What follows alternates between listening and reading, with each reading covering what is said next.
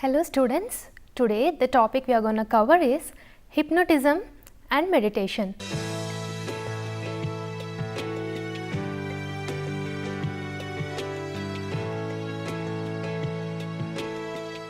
This lesson will help you in learning about two different states of altered consciousness known as hypnotism and meditation. To know more about the nature of altered consciousness or types of altered consciousness, please follow the lesson with the title Characteristics of Consciousness, Levels of Consciousness and Altered States of Consciousness. There are different types of altered states of consciousness like sleep, dreams, drug induced altered state of consciousness, meditation and hypnotism. But in this lesson, we will purely focus on meditation and hypnosis. You will also get to know the myths and facts about hypnosis, various theoretical perspectives of hypnosis, and you will understand the significance, or I would say the importance of meditation and the broad classifications of meditation. How can you reach an altered state of consciousness without drugs? Well, the answer is meditation and hypnosis. These are the two types of techniques that can promote a relaxed state of mind in us. Hypnotism and meditation are two different altered states of consciousness. First, let's discuss or focus on hypnosis, and later we will discuss about meditation. Now, I am sure most of you might be curious and excited to know more about hypnotism and the facts behind it. By now, lots of people, students might be questioning, and lots of questions might have raised in your mind about this topic, like is hypnotism is true, as we see a lot in movies? What actually happens to a person when he is in a hypnotic state? Well, before that, first let's try to understand the concept of hypnotism with a definition. I'll provide you two different kinds of definitions. The first is hypnotism or hypnosis is a social interaction in which one person, that is the hypnotist, suggests to another, that is a person or a participant who receives the process, that certain perceptions, feelings, thoughts or behaviors will spontaneously occur, which means if this definition is clear, we require two people for hypnotism to happen, that is a hypnotist and a subject or a participant who involved or who is ready to get hypnotized. Or else it can also be defined as a highly relaxed, suggestible state of mind in which a person is likely to feel that his actions and thoughts are happening to him rather than being produced voluntarily. If you observe the first definition as well as the second definition, one word is reflecting. What is that? Suggestible. Yes, if you keenly understand the concept of suggestibility, it means you understood the concept of hypnotism. Yes, so suggestible or suggestibility is a state of mind where a person readily accept and act on the suggestions of others. So, this word I keep on using till the end of a concept of hypnotism. So, try to understand what is suggestibility, where a person is ready to take instructions by other person, he is ready to act as said by other person. So, this is known as suggestibility. Now, the person being hypnotized sit quietly and focus on some target, that can be a particular sound or a particular object that is in view. The hypnotist speaks to the person quietly and monotonously, encouraging her or him to just relax. The hypnotist also offers various suggestions about what will happen, including many things that are just inevitably as a person relaxes. Your eyelids are dropping downward or your limbs are getting heavy. Gradually, the hypnotist leads the person into a state of deep relaxation and extreme suggestibility, where a person is ready to act upon the instructions or the suggestions given by the hypnotist, which usually happens when the person is in deep relaxed state. Earlier, hypnosis has been in a traditional approach of psychology. For example, Sigmund Freud, who is a well-known figure in the field of psychology, tried to include the process of hypnotism to treat people with hysteria. However, this process of hypnotism did not meet the expectations of Freud in his therapeutic applications. Hence, he started developing his own therapeutic techniques. Now, those who study hypnosis have agreed that it is a power that not in the hypnotist, like who is doing, they don't have any magic, they're just giving instructions, but it all relies on the subject's openness to suggestion. As I said again, I am repeating the word suggestibility, suggestion again and again. What does it mean? It is the readiness or openness of a participant, the subject or the patient is important. It's nothing like a magic in the hands of a hypnotist. So, hypnotists have no magical mind, control power, they merely engage people's ability to focus on certain images or behaviors. But how open to suggestion we are depends solely on us, not anyone else. To answer this, what I'll do, I'll just share some facts and falsehood about hypnosis. The first question is, can anyone experience hypnosis? To some extent, we all are open to suggestions, yes, but not all of us have same amount of experience. For example, one person can easily get influenced by the hypnotic suggestions, but some people might be reluctant because they should be ready, they should be open up to the suggestions given by the hypnotist. Okay, so what does he mean is, people with hypnotic suggestibility are highly hypnotizable. Some people are more vulnerable, some people are more suggestible, they are highly able to get hypnotized. Now, many researchers refers to a term called hypnotic suggestibility, which means it is a hypnotic ability, the ability of focus attention totally on a task, to become imaginatively absorbed in it, to entertain fanciful possibilities. So, whatever they say, whatever the instructions given by the hypnotist, they should be ready. So, the suggestible ability, suggestibility should be there in a person. The higher the suggestibility in a person, the greater the chances for a person to get hypnotized and go to a higher possibilities. Now, the second question is, can hypnosis be therapeutic? Now, post-hypnotic suggestions have helped elevated headaches, asthmas and even stress-related skin disorders. What does it mean? It means what all the symptoms I just said, headache, asthma, some of the skin irritations are most of the time created due to psychosomatic symptoms, that is because due to stress. And these things were successfully treated with the combination of a medication as well as hypnotic suggestions.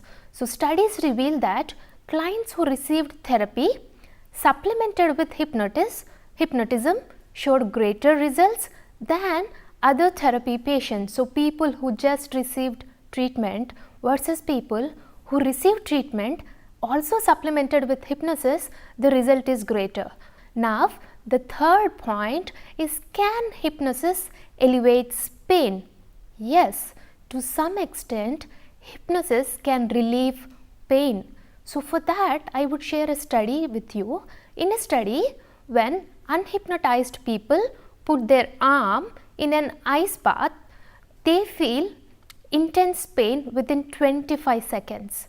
When hypnotized people do the same, after being given suggestions to feel no pain, they indeed reported feeling little pain. So, what is this? What's happening over here? Is it like people are lying? No. There is some dynamics behind working that I would explain when I cover the topic theories of hypnotism. Okay, so when the suggestion is given by the hypnotist not to feel pain, or you are not feeling pain, the amount or the intensity of pain felt by the patients is less, which means in people who are highly susceptible or highly suggestible, for them, while during surgeries or any treatments, this hypnotism can work as anesthesia. So nearly 10% of us can become so deeply hypnotized that even undergo a major surgery without anesthesia. Half of us again at least some pain relief from hypnosis, but again it all depends on your suggestibility. If you are ready, it can work, but if you are not open up, your suggestibility levels are less, this might not work for you.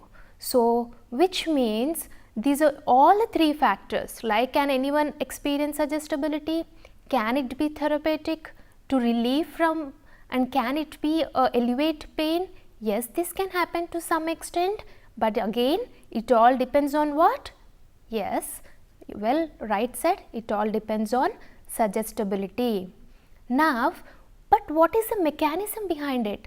What's happening? Is people are lying, or is it like it's not true, or is it fake, or is it some understanding between the hypnotist and the patient? To know this, I would like to share some of the theories or theoretical perspectives which explains the mechanism of hypnosis. For that, the first theory I would like to share with you is dissociation theory. What this theory says is, several researchers even proposes dissociation theories that view hypnosis as an altered state involving a division of consciousness. Division word is nothing but disassociation. So there is a division within your consciousness. So there are two levels of consciousness of functioning over here when a person get hypnotized.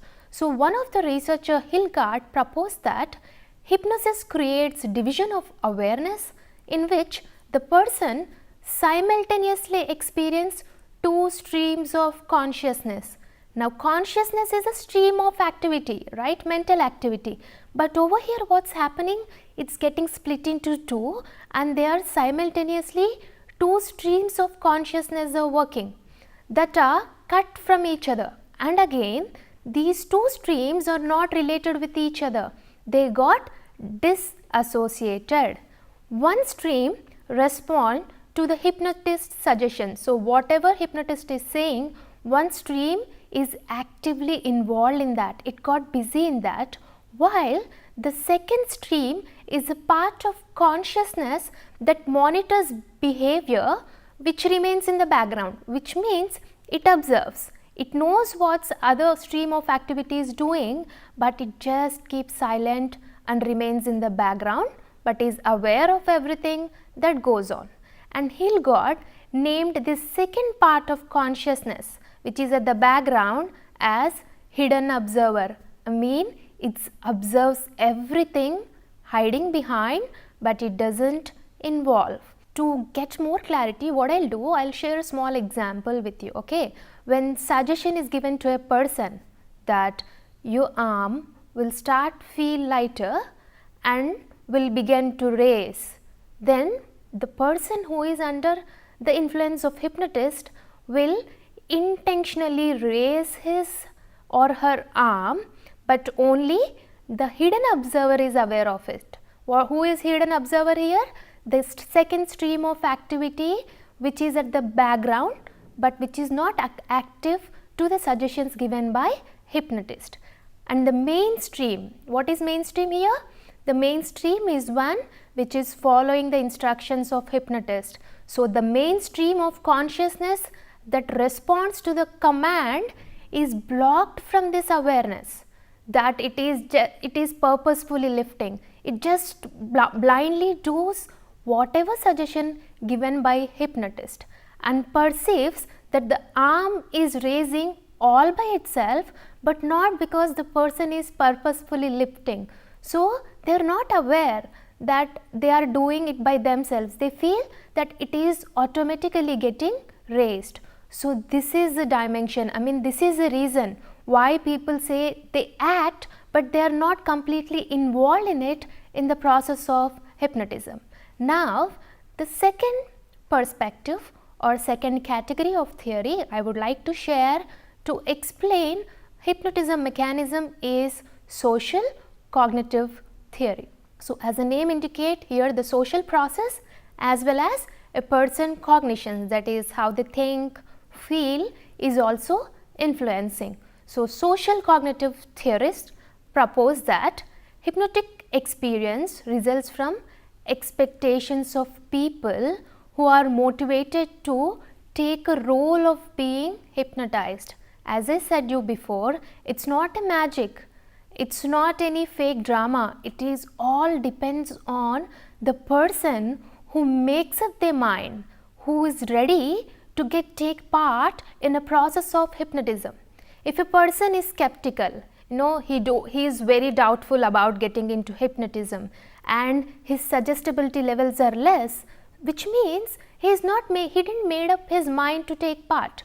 But here, if a person is ready to follow whatever the instructions given by, then his suggestibility levels will be higher. So, what's happening here is getting motivated, getting convinced yourself that you will follow the instructions, whatever the instructions given by the hypnotist. So, most people believe that hypnosis involves a trance-like stage or a state and responsiveness to suggestions. So, people motivate to conform to this role. So, they make up their mind that I'll just follow whatever he says, in the sense whatever the hypnotist says. Because of this readiness to respond to the hypnotist's suggestions and to perceive hypnotic experiences as real and involuntary. So, because they make up their mind that I just follow the instructions given by, they just feel it is automatic and they are not actually involved, it just happening involuntarily to them. So, now do not misunderstand that social cognitive theories or these theories imply that hypnotized people are faking, not at all. These theories emphasize that people immerse themselves into the hypnotic role, they observe, they take their role, they believe that they are doing right in that. So, they just follow whatever he says, I do. They are not thinking it is right, it is wrong, or they are not doubtful about what they are saying. So, the more convinced you are in the process, the more you are gonna get influenced by hypnotism. So, their responses are completely real and may indeed represent altered experiences. Often, we literally see what we expect to see. So, if you believe in hypnotism, it works for you. If you don't believe or your suggestibility levels are less, the influence of hypnotism will also be less on you.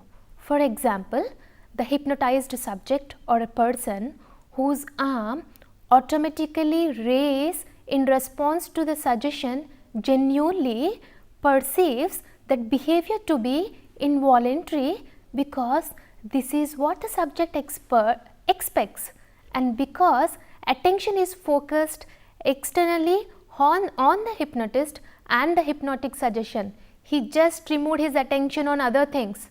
Blindly he starts doing whatever he says. So, he believed that hypnotism can happen and that is working on him. So, with which I just want to sum up the concept of hypnotism.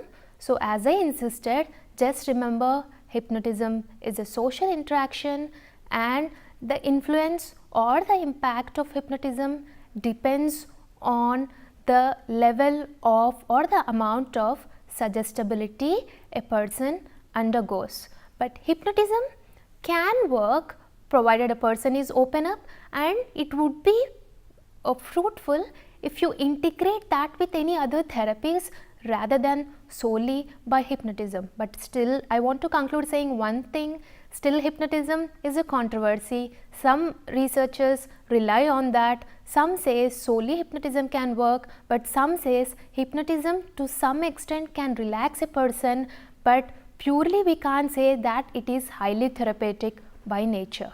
Whatsoever, It's a fact that hypnotism can influence and alter a state of consciousness of a person.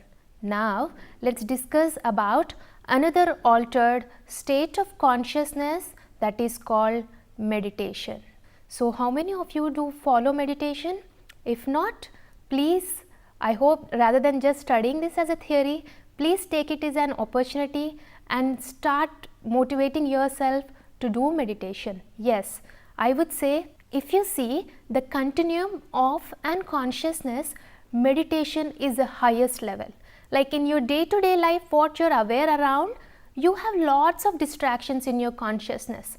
But when a person meditates, he attains a higher level of consciousness. So let me start defining. Meditation is the act of focusing on a single target such as the breath or a repeated sound to increase awareness of the moment. So they don't imagine the past, they don't sleep, they don't dream, they don't worry about the future, they just focus on the moment. While hypnosis is generally achieved through the interaction of a therapist and the person being treated, and whereas in meditation an individual can perform by himself. Often, however, people wishing to learn to meditate, it would be preferable, to receive some training in the techniques to achieve a healthy meditative state.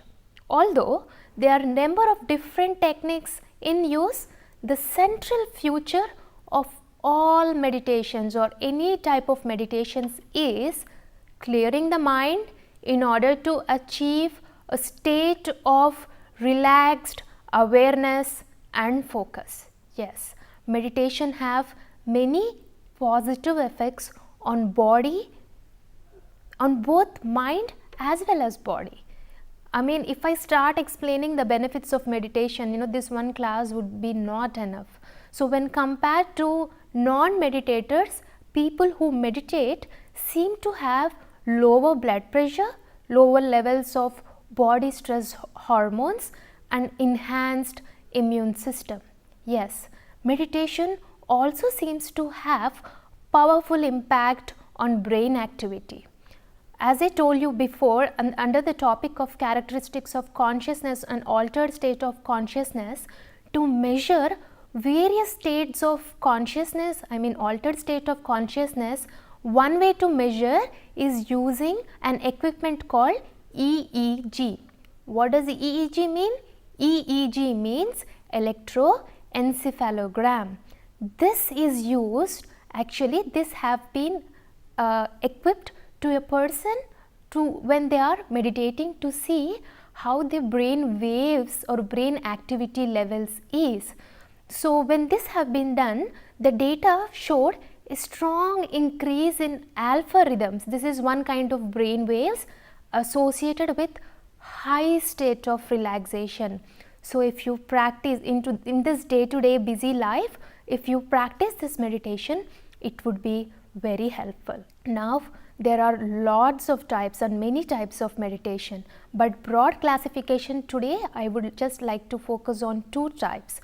The first type is a path of concentration.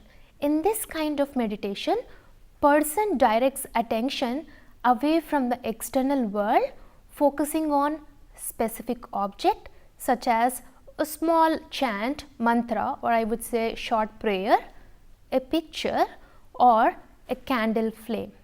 Now, a second kind of, a kind of meditation nowadays, it actually become very popular, and this kind of meditation is known as mindfulness meditation. In this type of meditation, the person focuses on observing the actions of a mind itself and his senses. Here when the person be mindful about what's all thoughts are going in his mind, what's happening around him. Like if a cold breeze is touching his tip of a nose, he has to sense, being mindful, being aware of what's happening around.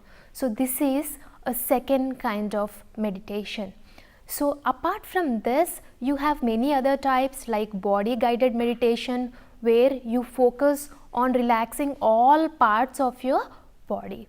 Now, meditation also have significant role in religion, especially in Eastern religion like Hinduism and Buddhism. Using meditation, the individual progresses systematically through different levels of consciousness, each seen as superior to normal waking consciousness. And in Eastern perspective, the highest goal of meditation is to enter a state of consciousness in which the experience of self and world are subsumed within a more comprehensive perspective, and personal goals at this state and identity lose all importance. I mean, the meaning in life for people at higher state of meditation, what they achieve is much beyond. While in the West, meditation is often used to produce a relaxed state that allows a person to handle stress more effectively. Well, dear students, as I said to you before, I'll provide a link in the text, please, where it consists some of the instructions of how to do meditation. Please do use it and take this as an opportunity to start practicing meditation. Now students, it's time to conclude. So I would like to conclude saying that hypnosis is a focus on the self that involves suggested changes of behavior and experience, whereas meditation involves relaxed yet focused awareness. Hence, both hypnotic and meditative states may involve altered states of consciousness that have potential application for the treatment of various physiological and psychological disorders. So, thank you. Hope this video will help you in understanding the importance of meditation and hypnotism.